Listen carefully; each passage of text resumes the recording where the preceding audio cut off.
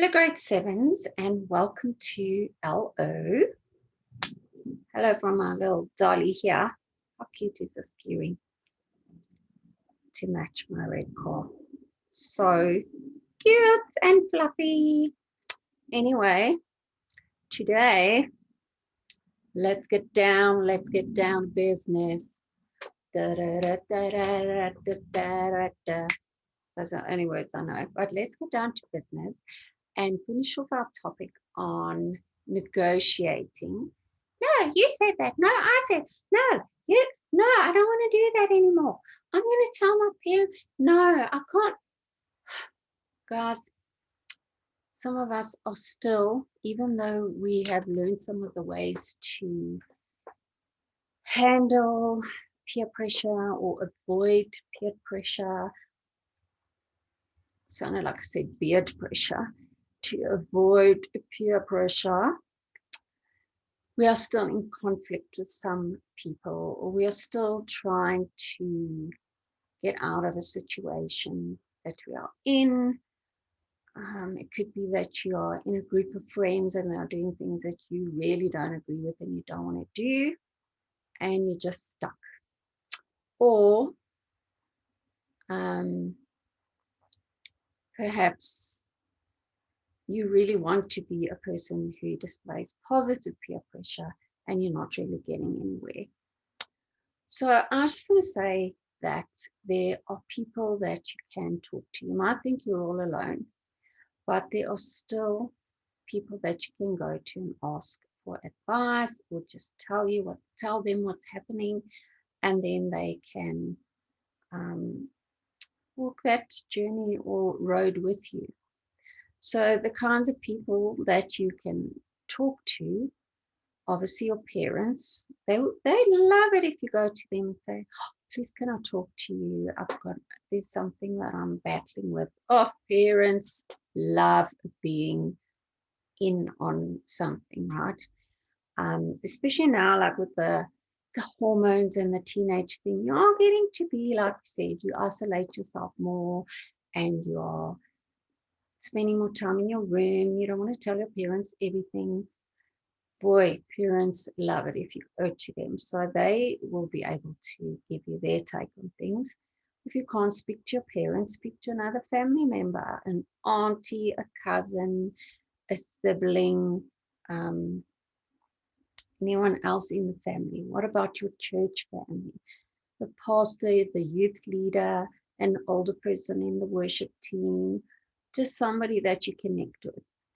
You can also speak to your teachers at school, or if there's a teacher that you particularly connect with that you know would give you the great advice that you're looking for, or to just listen to you.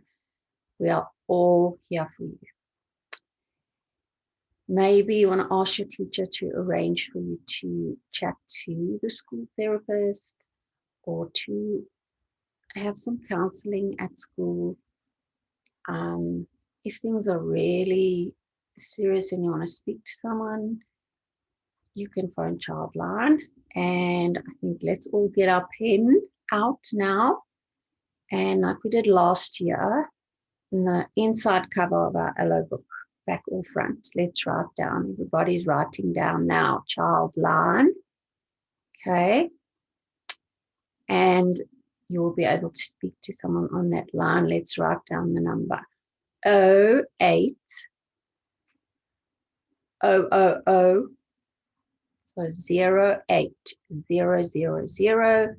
0800055555, 0800555555, and speak to someone on Childline. Okay, if there's something urgent, then we all know that the police number is 10-111. Okay, what I want you to do for me, either in your book or just on a piece of paper, if it's a very confidential thing, I want you to write a letter to your parents. Imagine that you're in a situation where you want to go to a certain party or a certain event, but now your parents are saying, I don't trust those friends of yours because I know they drink and they smoke.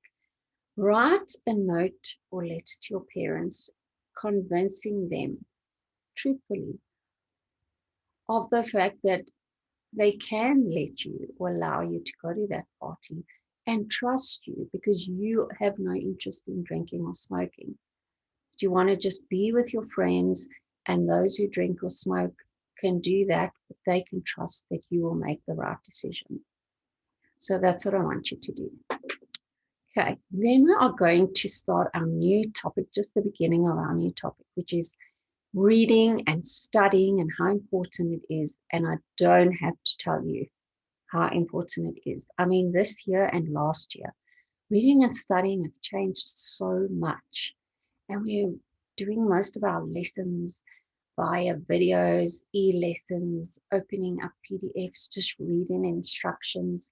So it's very important that we are able to read and know what to do and to be able to study on our own and independently. So let's go and look at our textbook, page 71. And there's the new topic, importance of reading and studying. Our terminology to write down under that date and heading, the three words, humorous, which is funny, literature, any type of written material. Remember, we did visual literacy, which was like signs, pictures, cartoons. Okay, but just literature on its own is something written. And being competent is being able to do something well. Okay. Ask yourself this question here at the bottom. Do you think of yourself as a good or strong reader, or someone who needs, where am I? Or someone who finds reading challenging and too much like hard work? Many people in the world can't read at all, so they are not literate, they are illiterate. Can you imagine what it is like not to be able to read? Then it says, look at this text on the next page. Can you read this? This is Chinese. Now, to someone who can't read and is trying to read English, it looks like Chinese would look to us. This message says, give a fish to a man and he has food for a day. Teach a man to fish and he learns a skill for life. He can feed himself every day. Right, but if you can't read, there are so many disadvantages to that. I mean, in this world, without reading, what on earth, where are you going to get to? What kind of education will you have? What will you be able to do for money? So I want you to think of these questions, and you don't have to answer them in your book. But why do people read? Do you ever read books, and how many have you read this year? What else do you read apart from books? Have you read any humorous or funny stories? List as many different types of literature you can think of: books, newspapers, magazines, pamphlets, etc. Do you always understand what you read, even if it's maybe on the cereal box? Do you ask anyone to help you if you don't understand what you have read? And then which of these do you enjoy the most? Watching TV, using a cell phone, reading, or playing computer games? Now, I always say to my English classes, if you are not enjoying reading, then you are reading the wrong thing. You don't necessarily have to read a classic like Moby Dick, which is a really, really fat book. Any of the classics, Black Beauty, this one, that one, Little Women, Romeo and Juliet. Read something that inspires you and catches your attention, and then you will enjoy reading.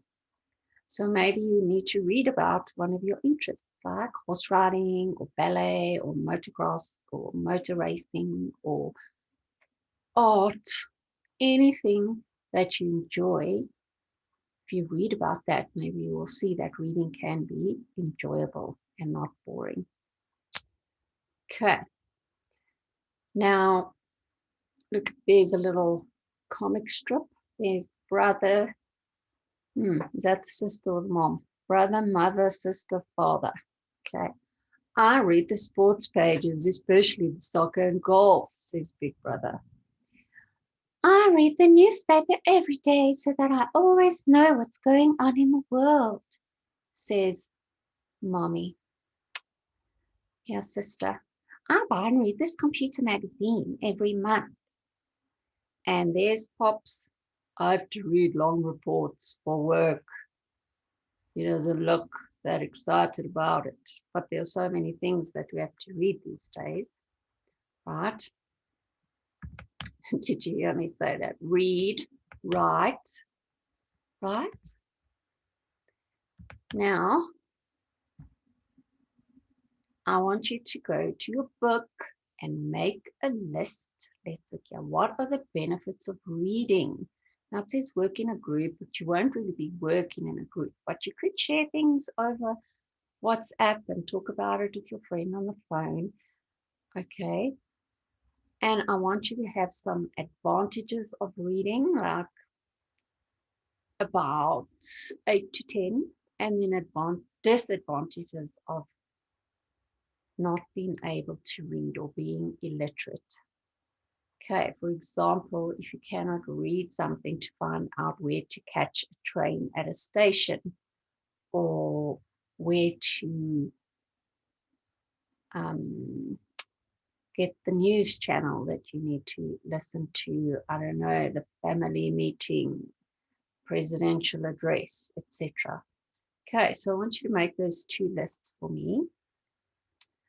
And then here are just some suggestions. Try to read for half an hour every day, anything that you enjoy.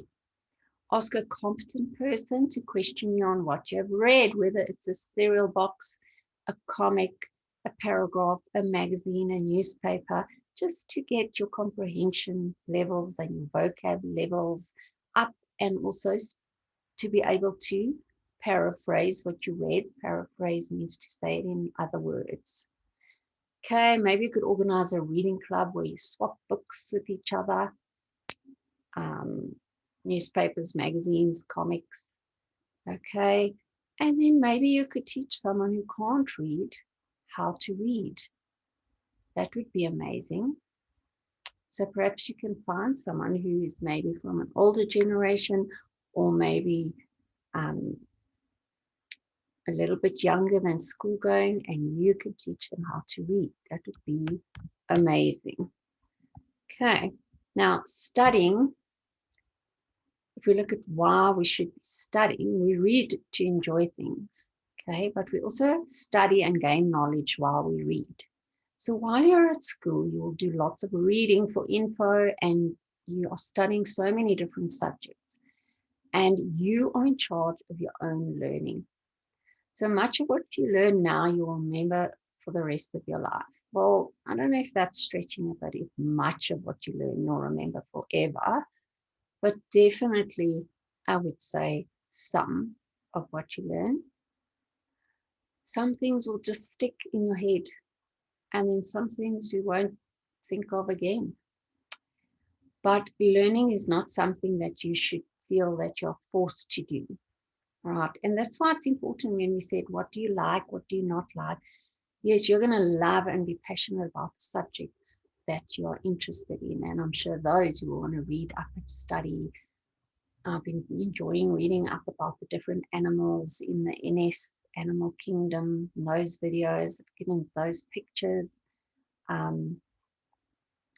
But also remember what a privilege it is to have an education. And I want you to remember that your parents are paying and working and paying for you to have an education, and you are absolutely blessed and privileged. Not everybody around the world has the opportunity that you do to be at school every day, to have the resources that you have, and to be able to read and study and find out whatever you want to find out via the internet, etc. So I want you to really remember the benefits of reading and studying. It's not just for a good education or when your parents say, okay, you're going to get into a good high school and then you're going to study and you're going to get a degree and then you'll have a job and then you'll be fine. There's so much else in between. So reading and studying. Remember, advantages and disadvantages of reading and the disadvantages of not being able to read. So from me and Miss Reddy, I want her to wave, but she doesn't have arms. So I guess she can just shake a leg. Bye, guys. Enjoy LO. Love you lots. Over and out. Stop recording.